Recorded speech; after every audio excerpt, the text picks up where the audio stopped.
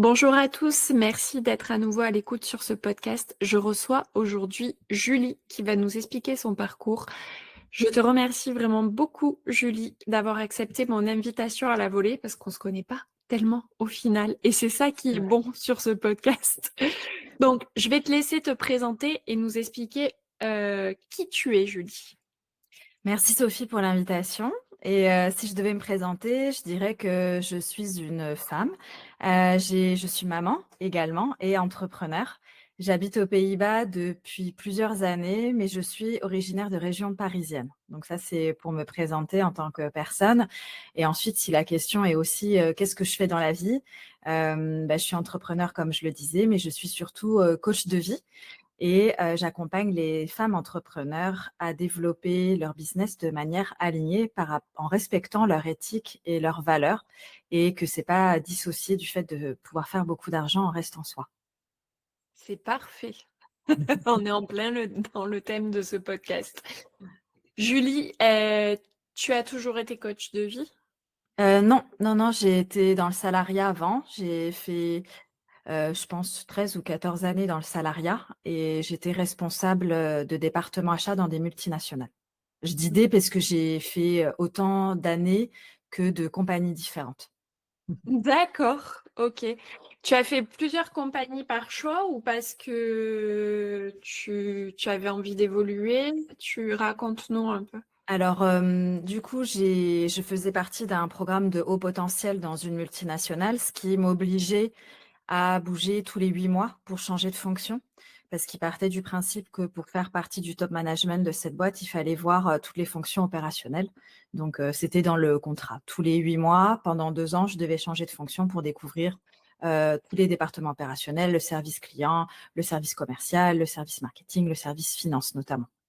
D'accord. Donc ça a été, ça faisait partie du deal et ensuite, j'ai rencontré mon mari qui lui faisait partie d'un programme de haut potentiel dans sa boîte également, sauf que lui était amené à bouger tous les 2 ans.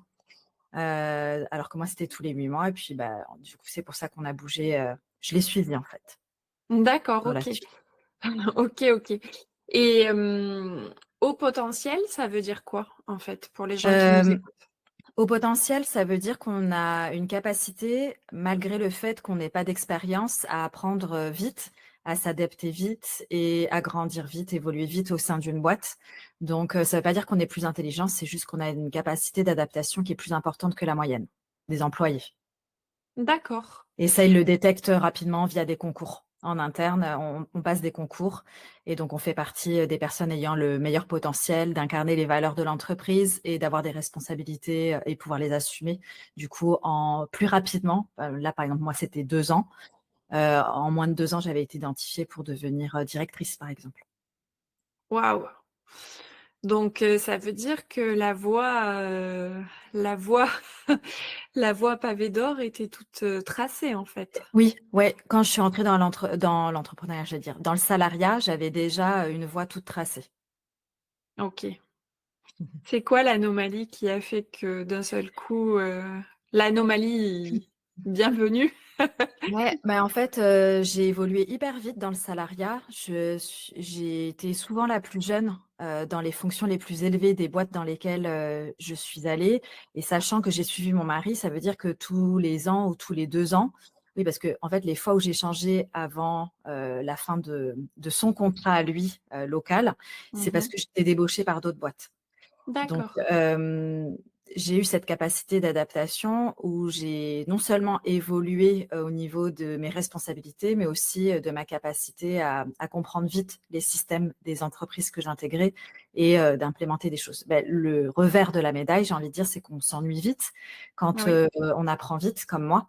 On peut très, très vite s'ennuyer et très vite être frustré par les challenges des entreprises et donc c'est ce qui m'est arrivé, c'est-à-dire que moi j'ai des valeurs, éthiques et écologiques. J'étais responsable de 3 pôles, on va dire, donc du pôle achat, du pôle, tout ce qui est, éthique, au niveau des collaborateurs, des fournisseurs, mais aussi de tout ce qui était, écologie de manière plus générale.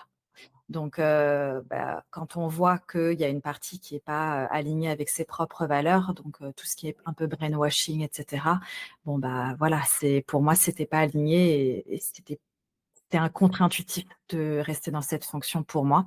Donc, j'ai vu plusieurs signaux où j'allais au bureau un peu à reculons et puis Mmh. ensuite, il y a eu le covid. Donc, Ouais. moi, le covid, ça a été, toute la restructuration de ma boîte, mettre en place de nouveaux process pour mes équipes. J'avais des équipes, donc, qui fonctionnaient de manière différente, des personnes dans l'équipe qui étaient pas habituées au télétravail, donc ça m'a demandé beaucoup d'efforts, beaucoup d'énergie et j'avais ma fille à côté, je lui faisais l'école en néerlandais puisqu'on habite aux Pays-Bas. Donc, il y avait vraiment toute cette complexité qui m'a fait comprendre que c'était pas fluide et que c'était peut-être le bon moment pour moi, de faire un move, même si, c'était un peu la crise économique, la crise au niveau du boulot et cetera, quoi. Et le move, il s'est pas fait tout de suite, j'imagine? Ah si, moi ça s'est fait tout de suite. J'ai décidé le 13 mars de démissionner. Le 30 mars, j'avais un entretien avec mon CEO pour lui dire que je quittais. Donc ça s'est fait tout de suite. En avril, je déposais ma boîte à la chambre de commerce, quoi. Donc, D'accord, ça s'est fait très vite. Je d'accord. facturais mes premiers clients dès avril. Waouh! Ah oui, effectivement. Ouais, Quand en fait, tu fais partie de ces personnes pour qui, la clarté de leur objectif est tout de suite là, devant toi, oui. quoi. Après, je pense que ça fait partie de ma personnalité parce que pour pouvoir démissionner et retrouver un boulot rapidement, on nous demande aussi, d'agir vite et je pense que c'est une des qualités des personnes qui réussissent, le mieux de manière générale, que ce soit dans le salariat ou dans l'entrepreneuriat, c'est le fait de prendre des décisions rapides et de s'adapter rapidement. Oui, complètement, Parce que c'est là où on complètement. apprend, en fait Oui, beh, et de toute façon, j'ai envie de te dire, quand tu as pas le choix, ben, tu fais. mmh mh. Tu arrêtes de te poser des questions et Ouais, d'être, à l'intérieur, tu agis à l'extérieur pour ouais. avancer, quoi. Mais après c'était, je pense que, moi en tout cas j'avais le choix parce que j'aurais pu être, mutée en interne, pour suivre parfois, mon mari. Mais c'est un choix que j'ai fait de dire: «Bon, non en fait, je suis prête pour un nouveau challenge». Donc c'est un choix que je fais également en disant: «Bon j'arrête et je suis prête à prendre le risque, d'être, au chômage quoi». Ouais, c'est le besoin de coller à tes valeurs et à ce qui vraiment te faisait vibrer qui a Ouais. fait que tu as pris cette décision? Oui, parce que je me connais bien. Je pense que je fais partie des personnes qui se connaissent plutôt bien et donc je sais que j'apprends vite et c'est quelque chose que j'ai pas peur de dire. Je pense que tous les entretiens que j'ai pu faire dans le salariat où les RH m'ont dit: «Ouh là, votre CV, ça montre une forte instabilité entre la zone géographique et les fonctions». J'ai dit: «Oh mais si vous regardez, j'ai une lettre de recommandation de chaque employeur». Donc, là, vous regardez la surface qui est l'instabilité. Moi, je vois le talent de s'adapter et de délivrer en plus, les résultats. Oui, oui, c'est dingue que ça poursuive encore les gens de Mmh. nos jours. Le fait Mmh. de changer plusieurs fois de boîte, que ça soit pas vu comme une force, mais que ça soit vu comme une instabilité. Ouais. Ça veut dire en fait que tu es capable et de t'adapter Mmh. et aussi de te dire: «Beh, OK, ça c'est plus OK avec moi, donc je vais voir ailleurs si ça va être OK et si ça va vraiment me correspondre» C'est ça. et au final, c'est quand même beaucoup plus intéressant, c'est beaucoup plus Mmh. valorisant et puis c'est comme ça que tu apprends, quoi.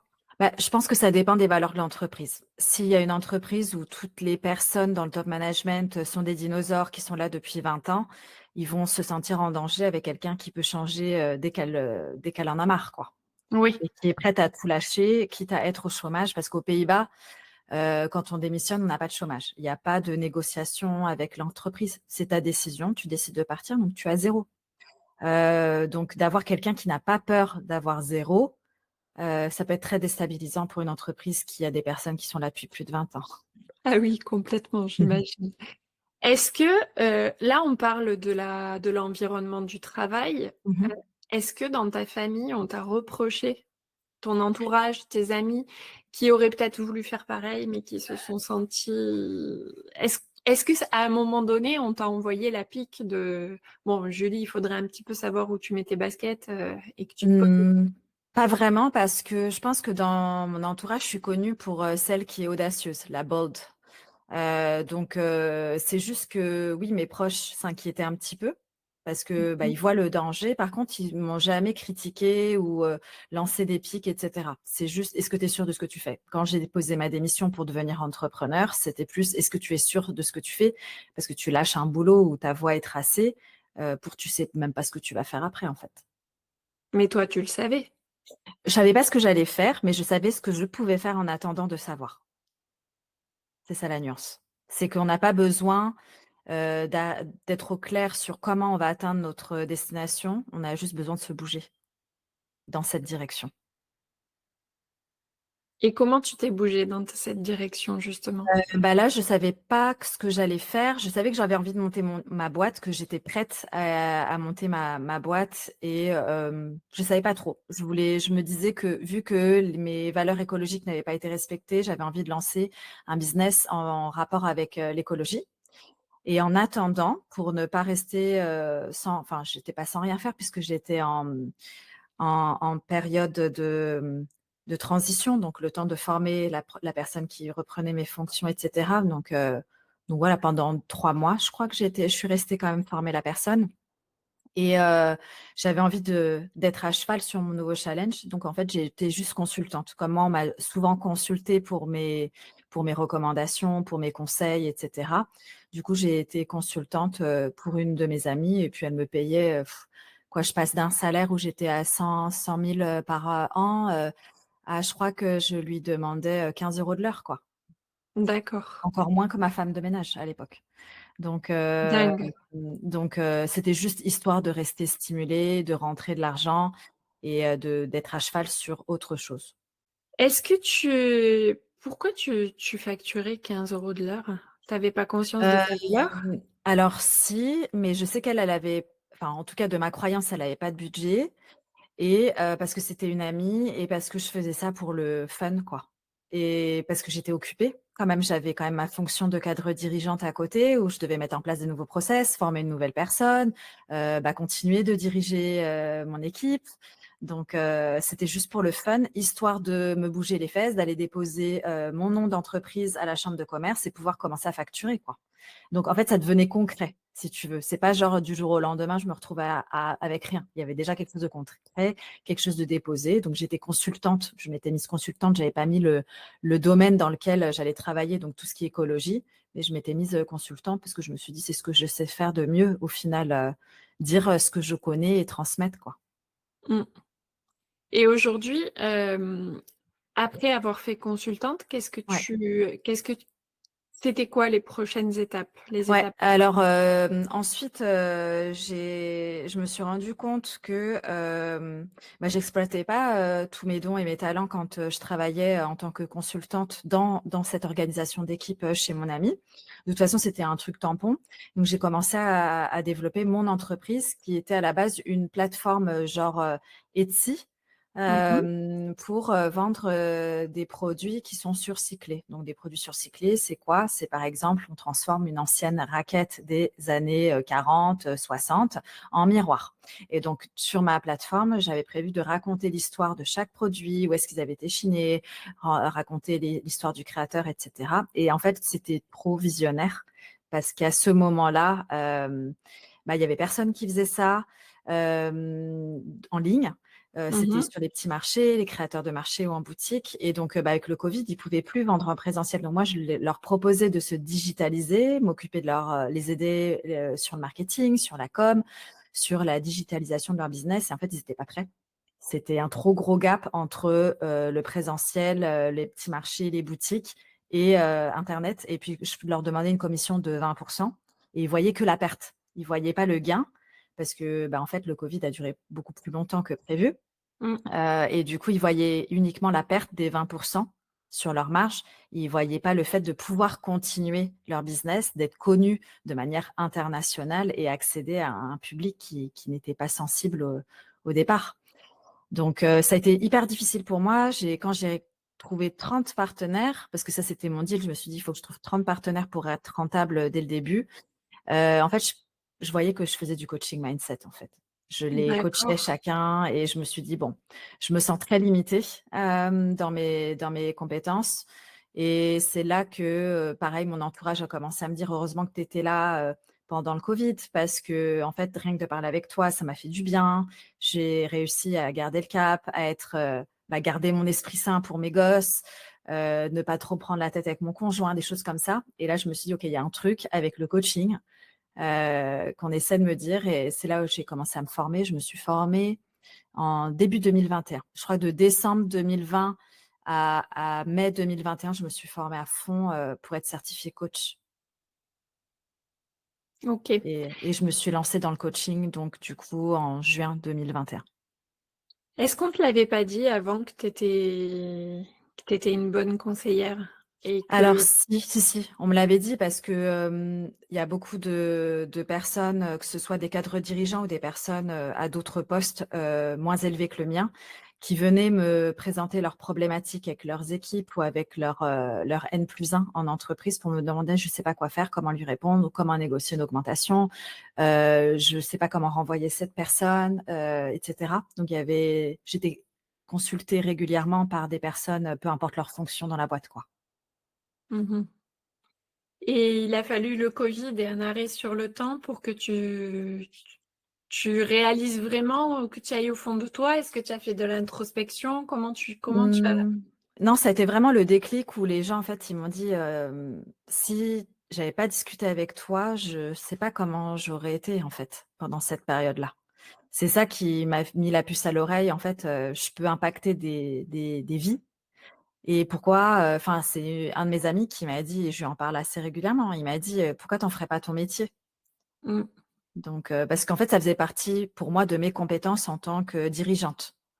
Que c'était normal d'avoir cette appétence pour, l'équipe, pour, la croissance de chaque membre et cetera et en fait, à force d'avoir d'autres, directeurs, d'autres managers qui venaient me consulter, je me suis dit: «Bah, en fait, eux ne l'ont pas naturellement, donc peut-être que oui, qu'il y a effectivement quelque chose à développer» et c'est pour ça que je me suis formée pour le faire de manière éthique et correcte, avoir la bonne posture puisque là, je le faisais, naturellement et donc avec, mes connaissances à moi, oui, oui, pour pas suivre un et puis tu avais peut-être aussi besoin de te dire: «Bon, je vais être plus que légitime de le faire». Ouais, exactement. Bah, surtout quand, c'est son nom, quand, on commence à être rémunéré pour ça, donc voilà.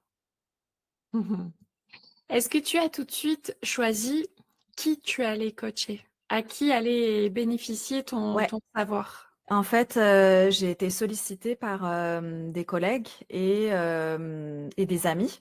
Donc en fait, mon premier accompagnement, malgré tout ce que j'ai pu entendre au niveau de mes mentors et des masterminds dont j'ai fait partie, j'ai accompagné d'abord en groupe. Je suis pas passée par l'individuel. Souvent, on nous dit: «Commence par l'individuel, si ça marche bien, tu fais du groupe». Donc moi, j'ai commencé en groupe et ce groupe était constitué, d'amis, d'anciennes collègues et d'amis d'amis. Donc ça s'est fait comme ça et je crois qu'il y avait qu'une seule femme que je ne connaissais pas du tout avant qui a intégré la cohorte et donc j'ai accompagné les femmes en reconversion. Donc dans mon parcours, j'ai toujours accompagné des femmes qui étaient juste derrière moi. C'est-à-dire que là, je m'étais reconvertie depuis 1 an et là, j'accompagnais les femmes en reconversion. Ensuite, j'ai D'accord. accompagné les entrepreneurs débutantes parce que ça faisait plus d'1 an que j'avais commencé. Ensuite, les entrepreneurs plus avancés et aujourd'hui, j'accompagne, majoritairement des accompagnantes, donc des coachs, des thérapeutes, des médecins, des formatrices et cetera. Tu continues c'est marrant de voir que tu continues à monter les marches les Ouais. unes après les autres, hem et je trouve ça génial parce que tu te donnes toi-même ta propre impulsion, en fait. Oui, c'est ça et donc en moi, trouvant mon impulsion, j'entraîne mes clientes avec moi. Donc j'ai des clientes qui sont avec moi depuis 2 ans et qui en fait, de l'extérieur, les gens pourraient penser qu'il y a une dépendance, mais en fait, comme moi j'évolue, elles évoluent à mon contact parce que je passe des nouveaux paliers régulièrement. Je me fais beaucoup accompagner, je me forme énormément, donc j'évolue vite, comme quand j'étais dans le salariat et du coup, les personnes avec lesquelles je résonne et qui restent dans mon univers, elles grandissent avec moi. Est-ce que tu fais partie de cette personne qui prennent des accompagnements et qui d'un coup, au milieu de l'accompagnement, on switch et passe tout de suite, à l'action pour Ouais. dire: «Allez bam!» Ouais et je fais même partie des personnes qui arrêtent en plein milieu de l'accompagnement et qui disent: «Bah, j'ai eu assez et là, je suis déjà passée à un autre niveau», donc l'accompagnement, il n'est même plus au niveau, qui est adapté puisque j'ai déjà évolué, donc j'en ai plus besoin de la suite. C'est très intéressant et c'est très déculpabilisant ce que tu dis. Mmh. Oui, parce qu'il y en a beaucoup, j'en ai beaucoup des clientes qui restent dans des accompagnements parce qu'elles ont déjà payé, alors que Ouais, ça leur convient plus. ouais, Et ça, je pense que j'ai cette force et ça me vient du salariat, du fait où j'ai pas la FOMO en fait, the fear of missing out, le syndrome de l'objet brillant. Parce qu'on m'a déjà posé la question quand j'étais salariée: «Comment tu fais pour quitter un projet que tu as initié et dont tu ne verras pas les résultats?» J'ai dit: «Pour moi, les résultats sont déjà là. dans Je le sais, chemin. voilà, et je sais où ils vont aller et puis en fait, c'est pas la destination qui compte, c'est qui je suis devenue sur ce chemin-là» et c'est ce que je partage aussi avec mes propres clientes, c'est de s'autoriser à dire que, bah, en fait, je suis devenue la personne que je voulais devenir en prenant cet accompagnement et aujourd'hui, je décide de prendre un autre chemin. «Ah, c'est ce chemin-là me plaît plus, donc je décide de changer». C'est parfait, c'est juste parfait et c'est un message très important. J'espère que les femmes qui nous écoutent vont vraiment le capter parce que c'est une pépite que tu viens de nous Mmh. livrer. Le fait de se dire: «OK les meufs, vous avez le droit». Ouais, c'est ça, c'est donner l'autorisation de changer d'avis. Parce que souvent, on est dans une société où l'engagement compte, la fiabilité est basée sur, notre degré d'engagement et c'est d'accepter que c'est pas parce qu'on change d'avis qu'on est moins fiable que quelqu'un d'autre. C'est juste qu'on se connaît mieux et qu'on s'autorise à rester, bah, du coup, fidèle à qui l'on est. C'est génial, c'est juste parfait. C'est vraiment parfait Julie. Donc aujourd'hui, si tu voulais nous parler un peu plus de ton accompagnement Mmh. que tu es en train de faire, tu dirais Ouais. que tu le présenterais comment? Alors aujourd'hui, j'accompagne, des entrepreneurs en ligne, donc qui sont dans l'accompagnement d'autres personnes, hein, parce que ça peut être sous différentes formes. Donc comme je disais, des coachs, des thérapeutes, des formatrices, mais j'ai aussi une personne qui a une boutique en physique, et qui ne travaille pas, uniquement en ligne. Donc elle peut avoir une partie en ligne, mais elle est d'abord en physique. Mais pour moi, je pars du principe où en étant même, responsable d'un magasin, on accompagne les autres, vers le choix qui est le plus juste pour eux. Donc j'accompagne les femmes qui sont déjà formées au business, donc je n'accompagne pas les femmes qui débutent. J'ai accompagné les femmes qui débutaient, mais comme je le disais, j'ai évolué, donc mes challenges évoluent et donc bah, ce sont un niveau de questions qui me stimule moins. J'ai besoin d'être stimulée intellectuellement. Donc c'est pas que je ne peux pas les accompagner, c'est que moi, si je ne suis pas stimulée, je vais moins kiffer le process et dans mon énergie de transmission, ça va aussi, se ressentir. Donc pour mes clientes, en général, c'est assez, mais pour moi, par rapport à la valeur que j'ai envie de partager et à la qualité que j'ai envie de partager, c'est pas aligné avec moi, mon niveau d'exigence. Donc c'est pour ça que j'ai arrêté un accompagnement, par exemple, de femmes, heu, qui entreprennent, et qui sont dans le début de leur développement d'entreprise, entre 0 et 2 ans, on va dire. Après 9 mois, c'était un accompagnement de groupe et aujourd'hui, j'accompagne vraiment les femmes qui connaissent déjà le business, qui vendent déjà et à s'autoriser justement à incarner toutes les parts, d'elles-mêmes, à être, la femme dans la vie et aussi dans le business. Donc les transformations sont très subtiles puisque c'est des transformations qui sont intérieures, mais il y a des shifts, sur leur chiffre d'affaires qui peuvent être très conséquents. Mais c'est marrant parce que quand on fait un point sur leur accompagnement, elles ne me parlent jamais ou très rarement en tout cas de leur chiffre d'affaires, comment il a grandi, comment il a évolué. Elles me parlent essentiellement des shifts mindset qu'elles ont pu avoir, le shift de posture, le shift, dans leur couple, le shift en tant que maman et le shift en tant qu'accompagnante.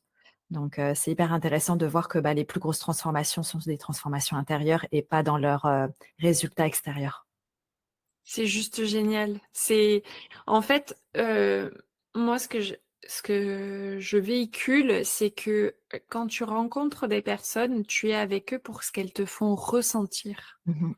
et c'est clair que quand tu as un nouveau chiffre d'affaires, bah, c'est pas les chiffres qui comptent, mais c'est qui Mmh. tu es quand tu reçois ces chiffres, en fait. Ouais et c'est au-delà de ça, c'est qui elles ont été pendant le processus. Donc comme qui elles ont été pendant qu'elles ont lancé cette offre-là, qui elles ont été, pendant qu'elles ont fait ces ventes-là. Donc l'énergie de la vente a shifté. Avant, elles pouvaient vendre avec, un objectif de chiffre d'affaires, un objectif de vente. Alors que moi, ce que je transmets, c'est plus, en fait, comment tu as envie de servir les personnes qui vont rentrer dans ton univers, qui achètent un service chez toi, hein, ou un produit, du coup, dans le cas de ma cliente en présentiel. Comment tu as envie d'être, comment tu as envie de te sentir, comment tu veux que ces personnes se sentent et quel ressentiment enfin, qu'est-ce que tu vas ressentir à la fin de l'accompagnement quand la vente se fait et quand la personne, elle te dit au revoir et qu'elle quitte ton univers ou pas d'ailleurs. Euh, En fait, qu'est-ce qui fait que tu seras fière de toi? Qu'est-ce qui fait que tu seras satisfaite? Et en te disant: «Waouh, j'ai adoré, faire ça et comment on l'a fait ensemble». Justement, comment vous le faites ensemble? Tu as des étapes, Ouais, sans nous donner oui, les, oui, enfin, fais-nous juste oui, ressortir bien sûr. l'essence de ton Ouais. accompagnement. Donc, moi, je choisis d'accompagner uniquement des petits groupes. Donc aujourd'hui, elles sont par des cohortes de 6. Ça va augmenter, dans les prochaines cohortes jusqu'à 12. Mais je sais que je peux accueillir beaucoup plus de personnes, mais j'ai pas envie. C'est une préférence que j'ai moi. J'aime les petits groupes, j'adore connaître, mes clientes. Je travaille avec le Human Design, donc un outil de connaissance de soi, donc j'aime connaître leur charte. J'aime connaître leur vie, leurs univers, et cetera. Donc, entre 6 et 12, c'est ce qui est juste pour moi aujourd'hui. Et on passe par, j'appelle ça un voyage initiatique. Donc, on commence par le pilier de la vision et des objectifs parce que souvent, les personnes calibrent des objectifs qui ne sont pas les leurs. Et donc, ce que je leur apporte, c'est vraiment de mieux se connaître soi pour calibrer ces objectifs de la manière la plus juste. Donc, souvent, elles vont venir avec des objectifs de chiffre d'affaires. Et en fait, elles se rendent compte que c'est pas des objectifs de chiffre d'affaires et que c'est des objectifs qui sont beaucoup plus subtils. Donc, ça va être plus de temps pour elles. Ça va peut-être être le fait de ne pas travailler quand elles sont en congé ou quand elles sont en vacances ou quand elles sont avec leurs enfants. Ça va être de s'autoriser à se reposer quand elles sont fatiguées, de s'autoriser à travailler le soir parce qu'elles en ont envie ou qu'elles en ont besoin. Donc des choses comme ça qui vont être très subtiles, s'autoriser à rencontrer un nouveau partenaire si elles sont célibataires, s'autoriser à quitter leur partenaire si c'est plus juste pour elles. Donc il y a tout un shift pour établir les fondations. Donc on passe par la vision et les objectifs. Et ensuite, on a le pilier argent, donc pour nettoyer les conditionnements, les croyances, pour qu'elles puissent être prêtes à recevoir tout ce qu'elles vont générer. Parce que comme je le disais, il y a un shift au niveau du chiffre d'affaires, mais Ouais. elles n'en parlent pas, mais parce que ça se fait de manière tellement fluide que c'est pas ce qu'elles retiennent. Et je dis souvent que l'argent qu'elles reçoivent n'est que en fait, ce sont les conséquences de l'alignement qu'elles ont dans la vente. Plus elles ont aligné dans la vente et plus elles vont recevoir de l'argent de manière fluide. Et même si elles en reçoivent pas plus qu'avant, la manière dont elles vont travailler va être complètement différente.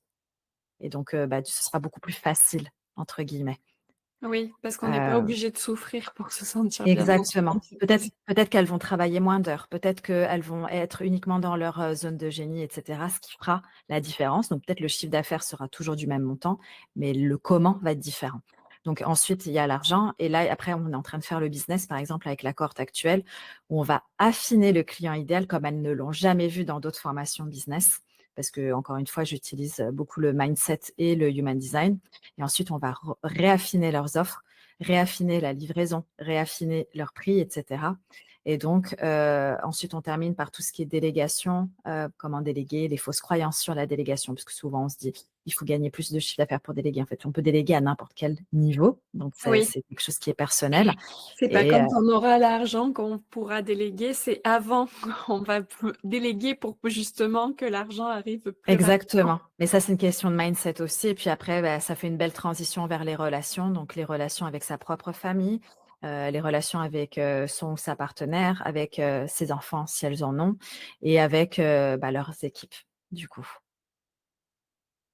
C'est merveilleux, c'est magnifique, c'est juste, parfait cet accompagnement. On va arriver à la fin de ce podcast. Ouais, Je mettrai toutes les show notes pour te retrouver. J'imagine que tu as un compte Instagram, un site oui, internet, et c'est d'ailleurs par le compte Instagram qui est souvent la vitrine de l'entrepreneur que je t'ai retrouvé. ouais, Tu as également un podcast oui. qui s'appelle? Les perles de jade et je partage, toutes les pépites, que je peux que je peux avoir, c'est mes déclics au fur et à mesure, des conversations avec d'autres entrepreneurs, certains pas connus en France et connus dans d'autres pays. C'est des entrepreneurs qui m'ont inspirée, par des traits de personnalité ou par des choses qu'ils font et donc voilà, il y a un rythme de, podcast, solo et podcast en interview. C'est parfait. On se rejoint un peu toutes les 2 parce que j'ai justement j'en j'interviewe beaucoup de femmes qui m'inspirent et là récemment on m'a dit: «Sophie, ça serait bien qu'on t'entende, un peu aussi toute seule». Donc Mmh. j'ai commencé à enregistrer quelques épisodes seule et du coup ça me fait penser à ça, mais c'est pas l'objet. Je te remercie vraiment d'avoir participé à ce podcast. Est-ce que tu aurais une phrase que tu pourrais dire à une femme aujourd'hui qui est dans une situation de questionnement et qui s'autorise pas à aller s'explorer? Bah, je sais pas quel type de questionnement elles pourraient avoir, par exemple, les femmes qui t'écoutent. Bah, en fait, il faudrait qu'elles se donnent l'autorisation et de faire rayonner leur potentiel. OK. Souvent quand on se donne pas l'autorisation, c'est qu'on perçoit beaucoup plus d'inconvénients que d'avantages à ce qu'on s'apprête à être ou à faire. Et pour faire quelque chose, il faut être quelqu'un de différent. Donc, tant que vous n'avez pas intégré, dans l'être, ça va être difficile de faire des actions de manière alignée et d'avoir les résultats auxquels vous aspirez. Donc, c'est vraiment pas qu'est-ce que vous faites et qu'est-ce que vous atteignez qui est important, mais c'est qui vous devenez, dans ce cheminement qui fera toute la différence. Je te remercie vraiment beaucoup, Julie. J'ai adoré enregistrer ce podcast avec toi. Merci à tous d'avoir été à l'écoute. Et comme d'habitude, si vous avez aimé ce podcast, allez nous mettre un petit 5 étoiles à Julie et moi, ça nous fera très plaisir. Merci, Julie. Merci. Merci Sophie.